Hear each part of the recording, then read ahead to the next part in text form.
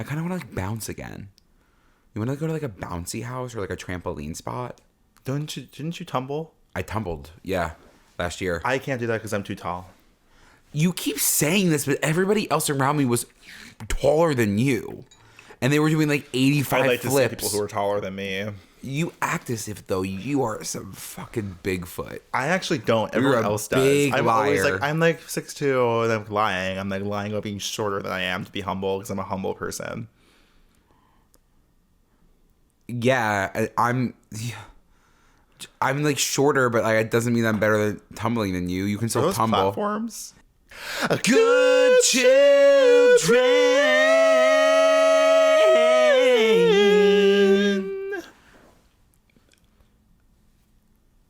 I know that we have listeners that like work at like agencies. Yeah, And I like wonder if record record labels, and I wonder if every time we like try a run and a riff, if they're like more convinced. Yes, they're like, it's time. They're like, time to form the band. sign them. Yeah.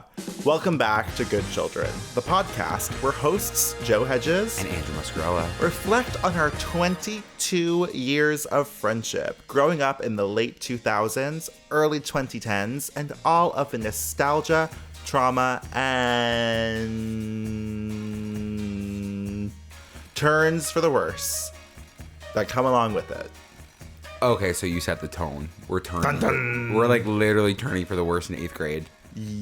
Yes, Okay, I think for sure. I think we did. I think things got bad. Oh jeez. Oh jeez. Do you have a specific? No, like, what are we talking about? Today we're talking about 8th grade. We're talking about the trials and tribulations of being the oldest in school, but about to be the youngest fresh meat possible. What else had happened in 8th grade? We were wearing wigs. We were wigged up. We were wigged up in 8th grade. We were skinny. Some of us were. Some of us were skinny in 8th grade. Some of us were, again, I've said this before, like wearing like SpongeBob t-shirts under like button-down shirts and like revealing it in class for attention. And people being like, oh. Yeah. People like probably laughing at me for the wrong reasons. You know what I mean? And honestly, I just feel like learning a lot about ourselves and about the world and going from being a big fish in a small pond to a small fish in a big pond. And honestly saying goodbye. This was our last year of school together. This was our last year of school. It's kind of a monumental episode for that And we didn't purpose. have any classes together. Not one. Not even one. Did we ever have lunch together? No. Never. They really tried to keep us separate apart, us, but yeah. what they couldn't do was break this bond. No. They tried and they tried and they tried. Our whole lives. Our whole damn lives. She wanted nothing to do with us. I honestly feel like all the staff at Albany Avenue was against us. My mom told me that Miss pulled her aside one time and said, you should separate Joe from Andrew as friends. They shouldn't be friends. She hated you. She said, don't tell Andrew this. And I said, I'm telling Andrew. I really wonder what it was. I was like a leech. She saw something that, yeah. I was like... Yeah. Were you? Were you leechy? Was I a leech? I don't know. I don't think so. I don't know. But now looking back on it, if like the teacher, the staff member who is like fostering childhood development, says like separate them, like he's not good for him. Like I really wonder why. Yeah, I wonder what was going on behind the scenes. Well, let's just get right into it. Yeah, please. 8th grade. I honestly feel like when I was in the 8th grade, I was in college. I felt definitely like I was an adult. Yeah. Girls were wearing makeup. Mm-hmm. Boys were being boys. Boys were being boys. They were still flicking their hair like Justin Bieber. God, that era was so sick and so crazy. The way that everyone had a shag, and I wanted one so badly. I know. I couldn't grow this hair out. Good on my mother for saying no to that one, because I think that there's nothing that could have been more grotesque than if myself in 8th grade had a shag. I can't even imagine. Now I can imagine you with some long hair. I know. I kind of want to toy with it. I think growing out the blonde will be a fun concept with that. We'll see. But if you were flicking your hair, I would have flicked that head right back. You would have immediately started straightening your hair and growing it out. That's not true. I knew I could. One thing about me is I knew I could never grow this hair out. And when I did grow this hair out, it was just Nick Jonas. poof. I loved it. I've always loved liked it. my I've always been poof. pro your curls, yeah. From day one. From day one, and I never listened to you. I never heard you. No, yeah, people don't realize that I'm a visionary sometimes, and it's upsetting. I think everyone always forgets that you're a visionary. Yeah, it's a shame. It is a shame because if you would just listen to you Sometimes and you listen just to what gotta- you say, like, it's just like we're changed for the better. Exactly. And I hate to bring it back to for good, but we are changed for the better. We're definitely changed for good. Yeah. Speaking of being changed for good, 8th grade, this was truly the era. Farmville has hit its absolute big ass stride. Yeah. And the first thing I want to talk about with Farmville, we've talked about it briefly before. I don't think we can stress enough just how serious this was. Like, it was actually genuinely a full-time job. The threat of a crop withering while you were in school was terrifying. The threat of not catching like the love you and like the animals was a lot. But above all that, when Farmville turned to direct to consumer merchandise and products is when things got weird. Is that where they lost? That's where they lost you. No, that's where I became a thief. You started I was shit? shoplifting. And by shoplifting, I do mean I would go into a 7-Eleven because they used to put like fucking Farmville codes on like salads and shit, like on products. And you would peel it back? Peel off that code, walk right out of that store. I mean, that wasn't shoplifting. No, I think know. that was genuinely like, I was like, you're I'm not so smart. Yeah, I you're would being take a strategic. couple of those at home. You're like, salad? Fuck the I'm salad. not taking Give me the code. taking the fucking Caesar wrap. I am taking the fucking code though. Yeah. And yeah, I made millions off of that.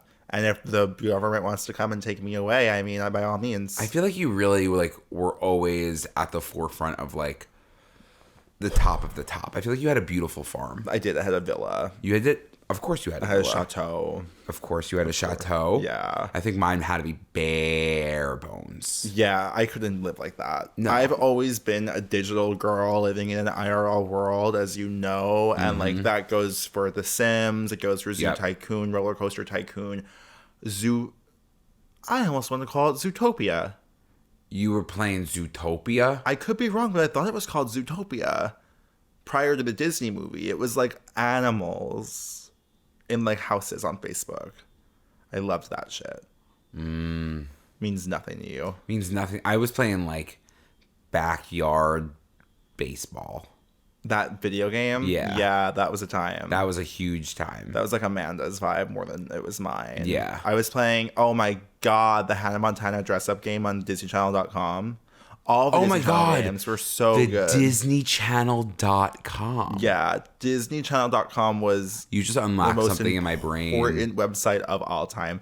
The Hannah Montana game, there was the nail, you can give them manicures. I'm pretty sure that was also Hannah Montana. Was there a Raven game? There was the Corey had to escape the house with like the piggy bank. Yes. That was one. I don't know if there was another Raven game. A Sweet Life game? Sweet Life, similar to the Corey game, you were getting through the hotel. Yes, I remember going. Yeah.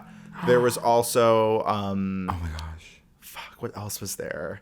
There was Sweet Life. There was Lilo and Stitch, the sandwich stacker. That was the one. That was the one. Sandwich for me. stacker was crazy, and I know the song by heart because it went like. And it would, like, splat. And it was just like that on repeat, and I used to. You know it by heart? Yeah, because I used to repeat like. Again, there was some brain things happening, but I would hear it and think it was saying "steal a bowl of fruit from the faculty room," so it sounded like "steal a bowl of fruit from the faculty room." And I was like, yes. I was like, actually, like, Amityville Horror. Like, I was being told to do that. But that was a really fun one. Yeah, Sandwich Stacker was nuts. There was a few more. I need to think of. There was a Cadet Kelly game.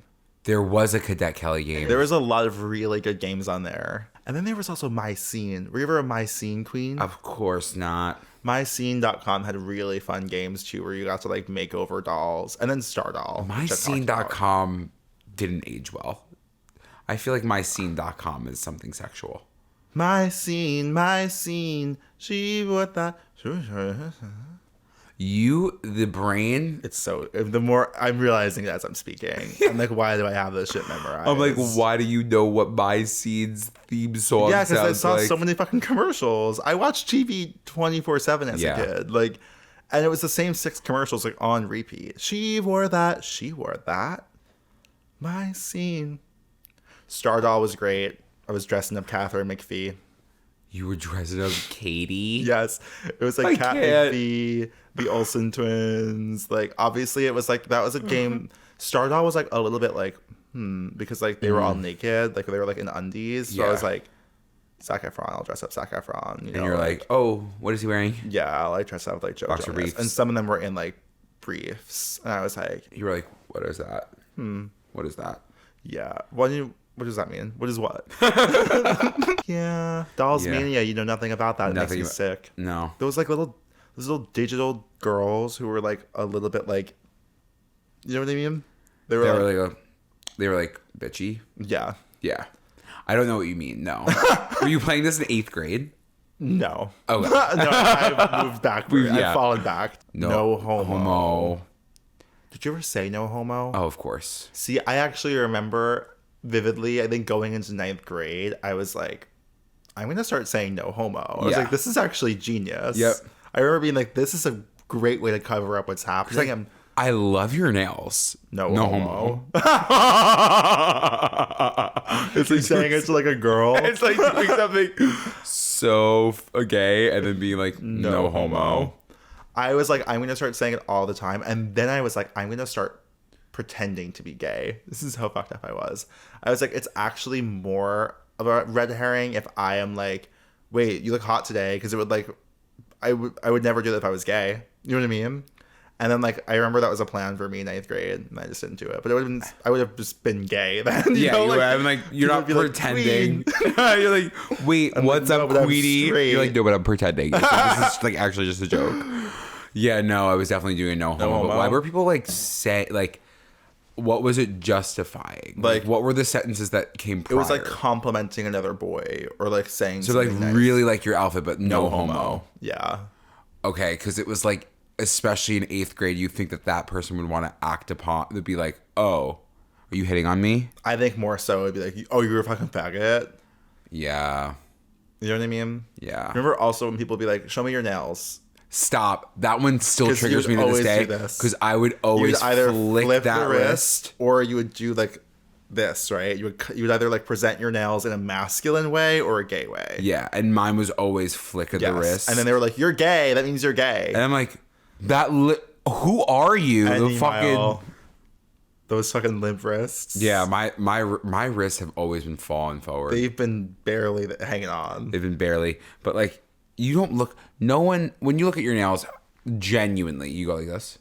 Yeah, more than I would do this. This is like a struggle to do. It's just because I have like these big, long, big hands. Big hands? Like, because that's like, oh my God. Like, it's a lot of work to do that. Oh, to stretch them out? Yeah, like it's just so big. Mine are just like perfect. Yeah, I can't do that. It's like a lot. And I also am wounded from my blister. Yeah, no, that was messed up. There was a lot of those little trick things. If you're left-handed, you're gay.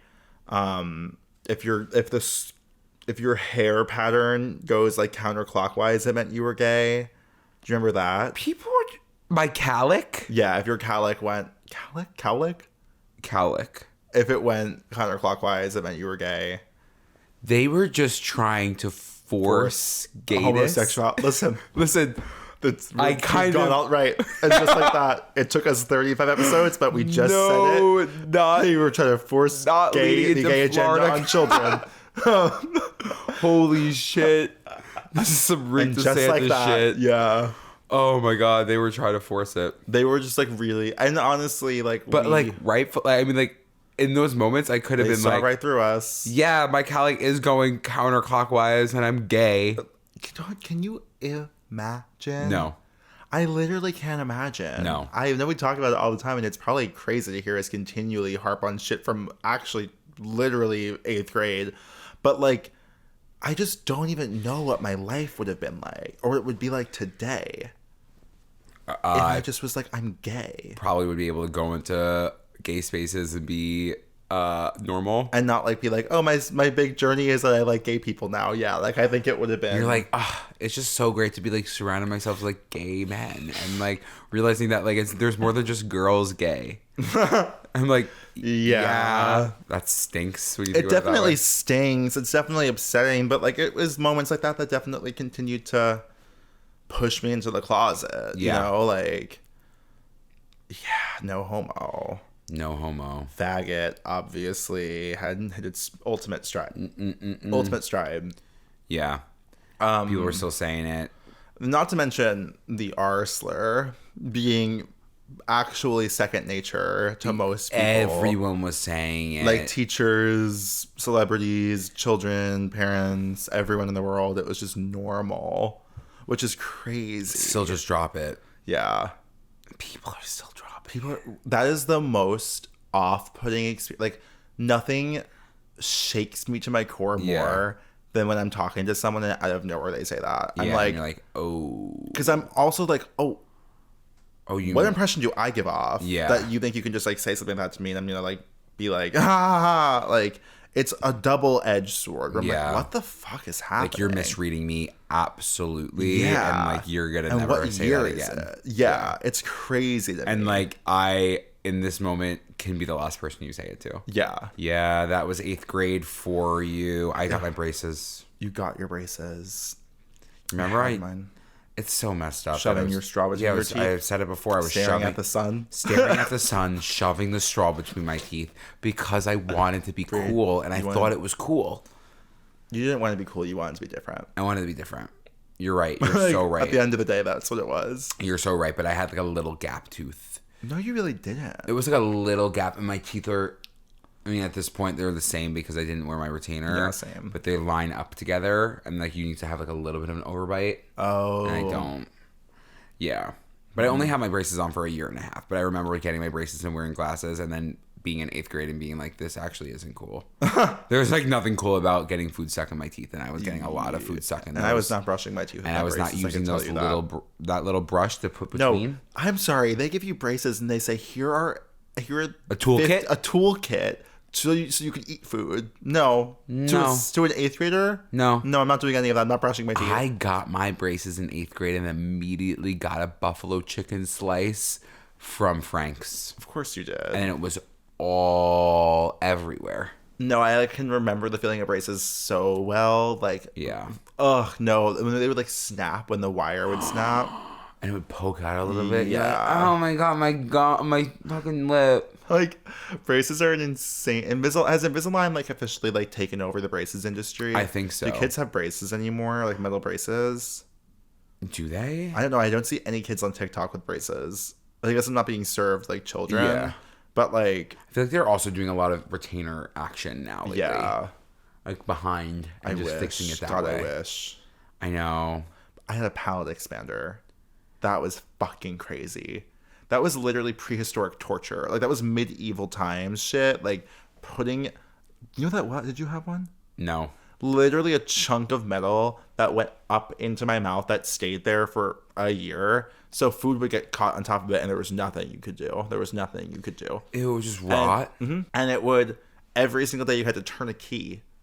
And it would twist, and it would continue to push your mouth open.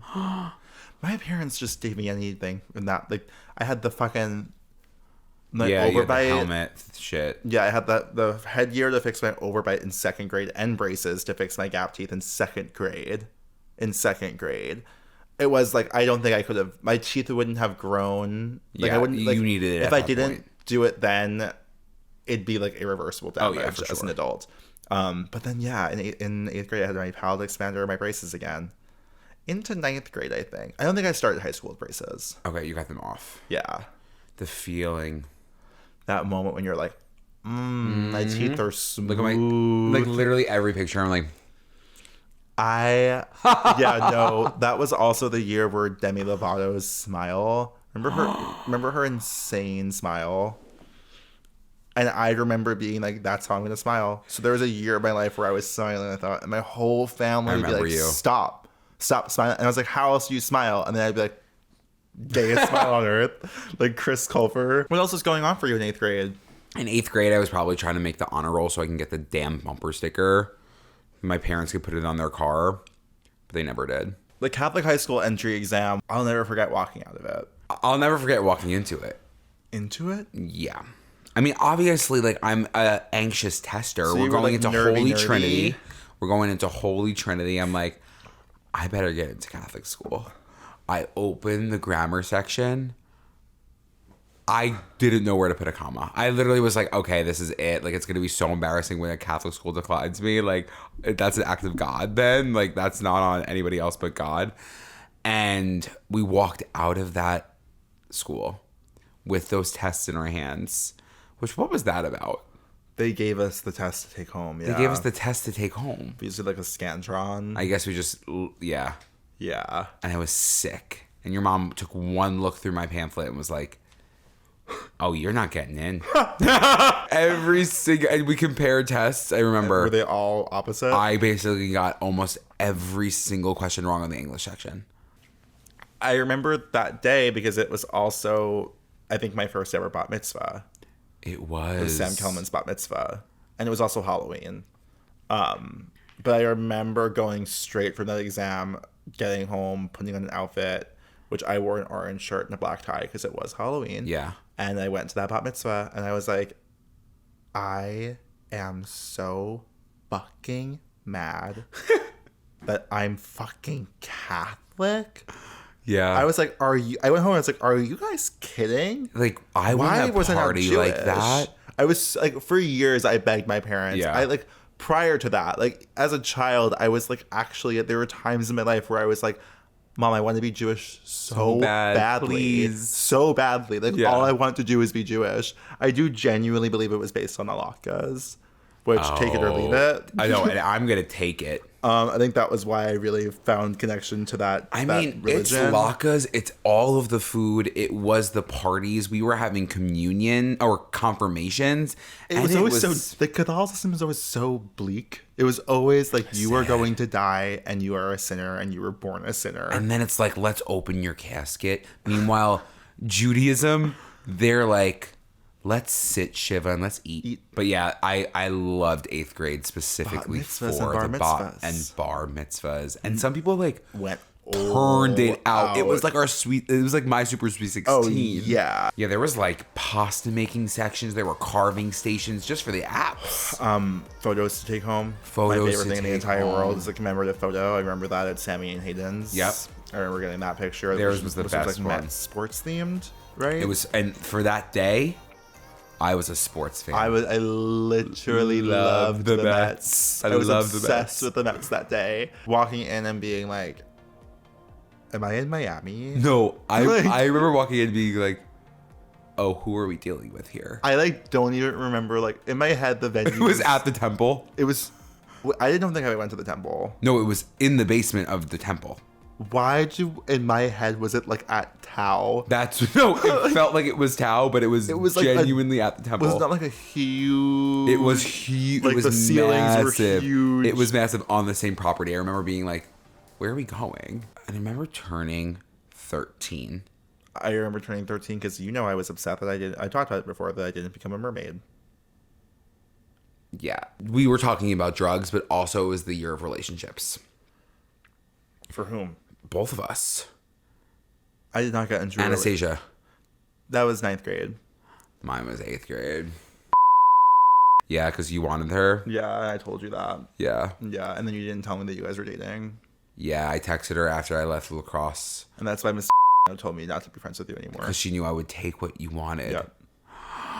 Wait. Yeah. That's what it is. Yeah, it's kind of like White Lotusian. It is White Lotus. What do you want? You tell me. I'm like, I'll take it. We gave one hug. I've never felt more uncomfortable, but everybody else around me was doing it, so I felt like I needed to do it. But imagine having a kiss in 8th grade. No, I can't. No. The amount of things that we didn't experience at the right age that we had to experience in our 20s, how fucking crazy it is. I can't imagine kissing someone in middle school. And I only kissed Sarah in high school. And that, and then in college I don't think I kissed anyone until senior year. That's really fucking sad. That's really sad. Jesse. Isn't that fucking crazy? And like, I like didn't even like touch anyone, like, you know what I mean? Like, and that was something that like, even in my relationships, like following that, like the actual gay relationships, I was never really like that physically affectionate. And it's like all of that damage has become so irreparable. It's crazy. It's crazy. Yeah, it's really sad. But like, I think that we've come a really long way in that sense. But like, it's been like a short amount of time, so like we have to give ourselves credit. It's been such a short amount of time. I know. We haven't even talked about recess. You want to talk about 8th grade recess? Yeah. 8th grade recess basically was like Orange is the New Black. Orange is the New Black. Like, people are trying to find drugs. Yes. People are trying to get cigs. Cigs. And where are they getting them? Through the fence. Through the fucking fence onto the street. They were paying grown men to buy them cigarettes at the bodega and bring it back. I can't believe we lived through that. I can't believe me and you specifically did. And I can just picture us judging them, like taking like fucking recess. We're on the other side of the track and we see them peering through the fence, and we're like I could never do that. I can't imagine wanting my lungs to suffer like that. I would never do something like that to my body. I'm too smart. So scary. The police are gonna come. Like, that's really sad that you're a drug addict. Insane judgment. So much judgment. Middle-aged women, yes. like in 8th grade, like caring so much about what the other people were doing. Yes, always judging. But I mean, come on. Where were the teachers? Where were the teachers? Where were the supervisors? Where was God? And we were right across from a church. Yeah. They had their hands right through that fence, and those men were just handing them packs. Yeah. They probably also had no concept of how much they cost. Right. They're and probably we just giving give them a 20. Yeah. Oh. How much does a pack of cigarettes cost? I don't know. Like, Joe, how much does a pack of cigarettes cost? I don't know. I have no idea. I would really never know. I have no idea. Why would you even... What are you saying? What are you saying? Should I ask you that last week? What are you talking about? Exactly. I have no idea what you're talking about. No, is this what it feels like to talk to me? Yes.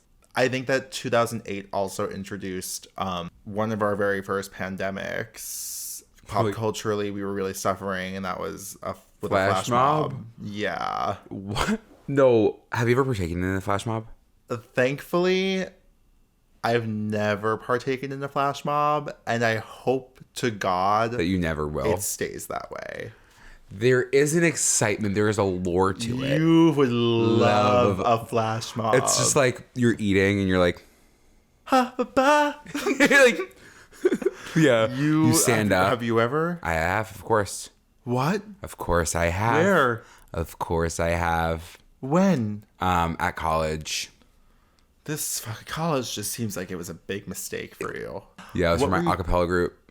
Andrew, the way I almost just threw up, like the way that the story gets worse is insane. Yeah, we sat down in the dining hall, and that was to promote our show that was coming up. The way that I would actually beat the shit out of you if I didn't know you, that started happening. If the acapella, what were you guys? Acapella group. If the acapella group started doing a flash mob. Yeah. That's sick. It was like, I don't need to be anything other. And everyone's like, you know, and then we just all came in. And people were like, what the fuck are they doing? Was everyone like, yes, Muskie! Like, you get it! They're like, phones out. They're like, I just think the kind of audacity it takes to be someone who thinks that other people want to partake or bear witness to their flash mob should be investigated by, like, MIT. Like, what if your boyfriend, like, you're walking with your boyfriend, let's say it's your, let me paint a picture. It's not a picture. It's your birthday. Already. It's your birthday. I'm already upset. You're walking with your boyfriend. You're walking through Tompkins Square Park.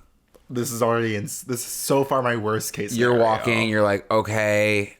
All of a sudden, someone stops in front of you, starts singing. The person from the bench gets up. You get up, you run. You're not enjoying it. If someone jumps in front of me in Tompkins Square Park and starts singing, I am like, oh, no, I was going the wrong way. Gotta turn around. Headphones Sorry, on. I gotta go. Is the boyfriend in on this? Yeah, the boyfriend like planned it for you. There's no way. Dump? No, because I would never be in this relationship. You're right. Unless the only way this would work is if it was all done ironically. If it was like done intentionally to embarrass me, yeah, then I'd be like, that's fucking hot. Any other situation, I feel like that would be like, the only situation that someone would have to do it for you. Yeah. But if someone did that to you authentically, you would be like, take your I found off. the love of my life. Yeah. I'd be like, you're the one. They're doing I don't want to be. They're singing Gavin DeGrada be. Yeah. This is the one. No, that would be so nightmarish. Yeah. That would be just absolutely ground zero. Like, I would not be able to move on from that. Yeah, no. Remember planking? What the hell was planking? We think these kids on TikTok do dumb shit now. We were just laying on shit. Oh, we were. I almost want to plank. Wait, Joe. Wait, your core's like really tight. Is that a mountain or just your ass? Is it looking good? Your face? You lost oxygen. Yeah. You did. I did. This is a family podcast. This was also the dawn of Picnik, which was like the original like Visco, if you will. Oh my god, the pick stitching of it all? No, not pick stitches. Come on, Picnik.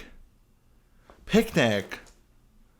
Picnic? Oh, with the filters? Yeah, and like the words and like the little the graphic art. Mm-hmm. That was a time people were like just throwing shit together. Sepia filter, neon green caterpillar cartoon, text that's like, if you can't love me at my worst, you don't deserve me at my best. Yeah. And you're like,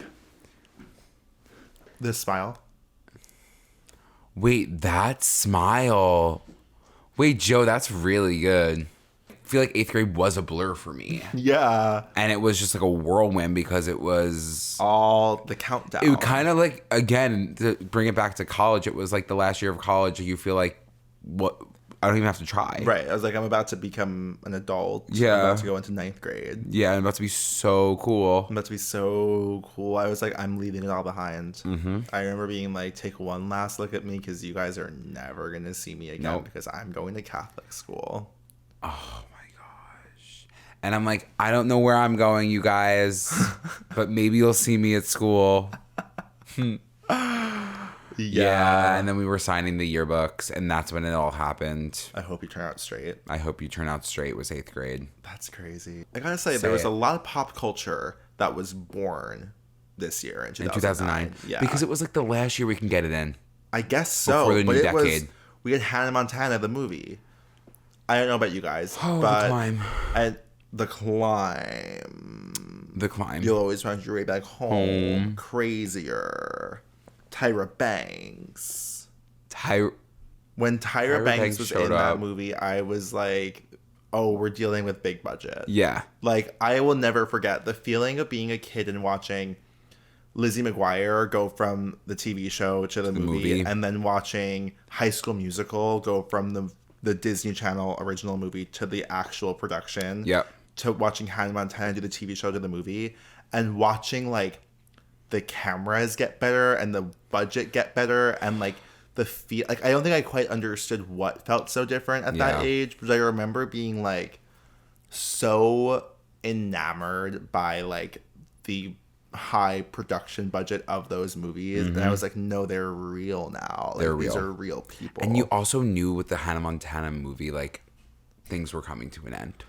Yeah. You were like, that was the saddest part about it. I was like, it's over. There was still another season. There was another season, but like, you knew it was wrapping up. Like, she had that big to do, and it was like, it's over. Her telling the entire town of Crowley Corners she's Hannah Montana, and then saying, please don't tell anyone. Yeah. They said, we got you. They're like, we're just a small little town. We don't have to worry about us. Like, we're a small town with famous residents, Rascal Flatts and Taylor Swift, and we are never gonna bother you. You keep doing you, Hannah. Yeah, and she was like, okay, great. Love you, Miley. That movie, I recently rewatched it, and like the whole plot of it is her being like, I have to go to the VMAs, and her dad's like, no, you're being a brat, so you're gonna go to Crowley Corners, and she's like, I'm supposed to be performing at the VMAs. I'm like, Dad, I'm gonna go to the VMAs. Yeah, and I don't think she does. No, I don't think she does either. Makes me she like makes it to Crowley Corners, and she's like, I'm happy. I'm happy. I don't need anything else. Let's go. And right back at it. Season 4. Yeah. She's like, I'm back to this. She's like, I'm back. And then she's like, okay, we're going to take this damn wig off my head. She was like Stanford. Yeah.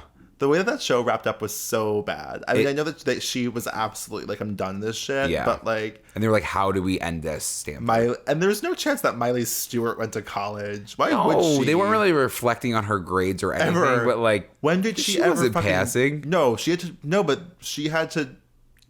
She nepotismed her way into Stanford, but being Hannah Montana. Yeah. She had to like get in that way, which was fun. It was a little bit Olivia Jade vibes to bring her back up. Yeah, that felt lazy to me. That was always... That's what happens with a lot of the shows at the end when they're like, how do we end this shit? But imagine the idea of like, you know, taking that low budget little production and turning it into a big scale budget and that amazing feeling and like how happy it made you. Like imagine like the rallied support of like thousands of fans like calling for something like that for like two of their favorite gay podcasters. Yeah, I wonder what that would look like. This was also the time of Glee's debut. I skipped it. You skipped it. I couldn't be gay. I think that's when I started watching it, but I never caught up. I may have watched the pilot. Yeah. But I was like, this is gay and like, I can't be gay. And you were like, I hate musicals. I do still to this day struggle with a musical, but Glee wasn't a musical. No, it was like they were just breaking out into song or they were doing it in there. Yeah. And I mean, obviously, as we know, I'm a Gleek to this day. I'm a proud Gleek. I'll always be a Gleek. But at that time, I was vehemently, whatever an anti-Gleek was, you know? I was a hater. An anti-Gleek. I'm trying to think about what it would be called. Yeah, we had really gone through a lot of waves. I mean, like, we had a new president. We had better phones. Like, we had witnessed people our age, like, do things that we would not do until our early 20s. No. Yeah. We confronted a lot there. A lot of demons. We cursed for the first time. Yeah. What other firsts did you have in middle school? First girlfriend. Well, no, you had Jen B. You had JB. Yeah, but I feel like this was my first, like... Adult relationship. My first, like, I mean, like, I was 13. Like, I was, like... My first, like, puberty. This is my first armpit hairs. Yes. You started puberty before me, I remember that. I started getting chest hair early. Oh, God, I was so jealous. It's such a weird thing to be jealous about. Well, it makes sense at that age. Yeah, I guess you're right. Like, I was like, God, like, Andrew's a man and I'm not. And my voice was deep. Deeper than it is now. Oh, yeah. No, I've went up a few octaves. Oh, really? Okay. So we're going to do that? Yeah, no, I remember really, like, I mean, into high school, more, like, paying attention to facial hair, like, wanting to grow facial hair so badly. But, yeah, I guess we had a real loss of innocence in those years. We did. Like, it really, middle school kind of chews you up and spits you out, and, like, I don't really think there's a lot of outlets to, like, unpack it at that time. And a lot of the, like, because middle school is often the time that you want to forget or learn to forget. So I feel like at least for us too, it's easy for us to think of the stories again. But for a lot of people, they want to just shut it down. Forget about it. Like, I was so awkward. I looked a certain way. Yeah. But when you can embrace it, it's all part of the story. It's all part. You're yawning. I'm so tired. I need more caffeine. I still don't think I fully have unpacked middle school. I don't think that this has done it. Like, I do think there's a lot more to, like, observe and be like, oh, like, I wonder what that did to me. I wonder what this did. Like, I wonder, how was I actually feeling? Yeah, like, I wish I journaled then. I mean, I have firsthand account of all middle school on camera, but, like, that's more like I do, like, interpret what I was doing based on what was happening behind those hazel eyes. Exactly. That's what she was saying. Exactly. That is a great way to put it. Like, and here I am once again. I'm falling into pieces. Is it torn to pieces? We've had this conversation on this podcast before. We have. We were saying this before. It's so crazy that we just do this. It's crazy that this is something that we do. Yeah. And it's our entire lives. Yeah. It's nuts. I know. Just talking and telling the same stories over and over and over again. You guys want to hear us? I love it. Yeah. Thank you. We appreciate it. I'm gonna need a little bit of a snack or okay. You're gonna give me a second. Yeah, no, I'll buckle up. So today I honestly didn't want to build. I wanted to dip. I just sometimes want to dip and scoop. So we have a little fondue in front of us, but I'm tend to be a little bit of a salty head when I dip it in my sweet. So what we have is an extra dark pretzel. We have a kettle cooked sea salt potato chip.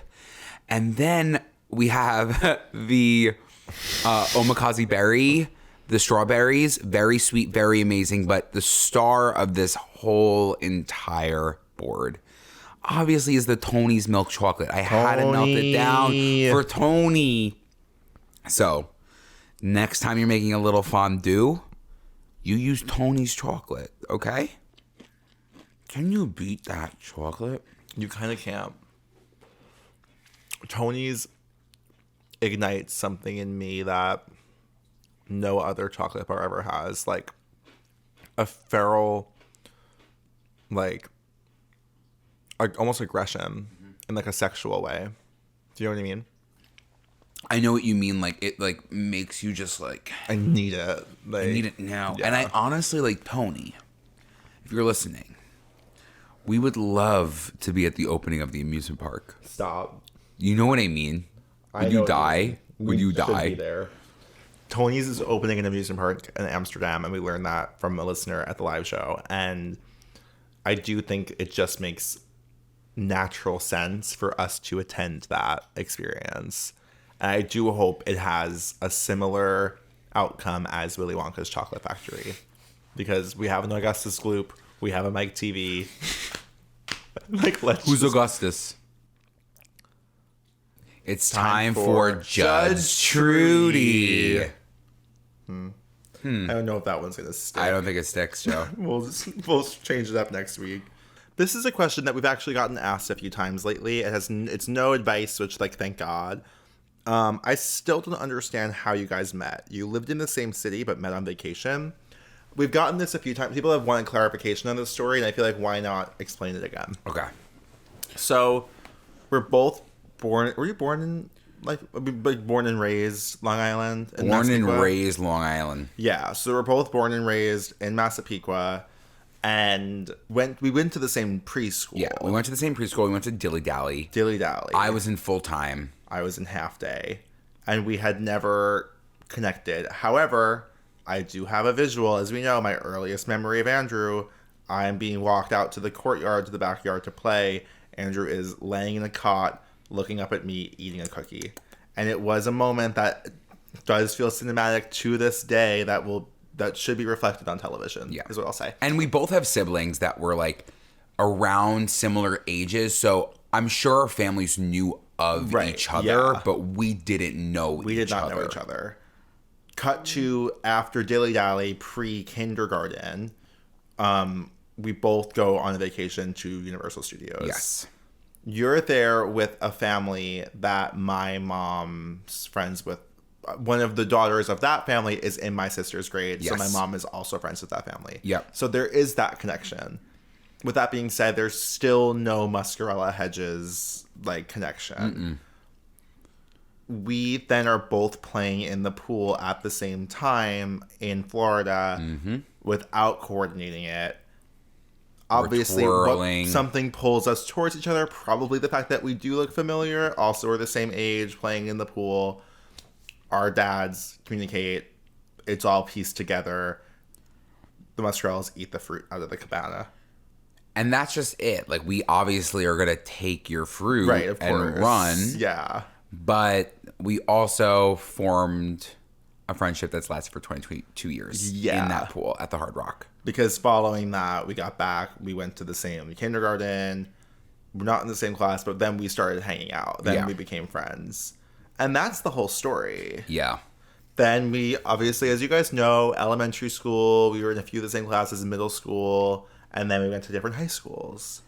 Which began the slow and steady deconvergence of our lives. Because what happened was we came close, we were here, and then it came boom. College, boom. Post-grad, we kind of immediately, I feel here, like... And then we COVID. moved COVID really was what did it. Yeah. Like, once we started doing, I think, the Friday night Zooms. Yeah. with Rachel. That's absolutely what it is. Is when we were like, because I had not spoken to you that much in years. And then that was like, oh, we're back at it. Oh, it wasn't COVID. It was when you came out. Yes, it was literally after Australia. Is when suddenly the friendship went from like this to like there. Yeah. And then like once COVID happened, it was game over. But it was definitely when the Tinder moment happened.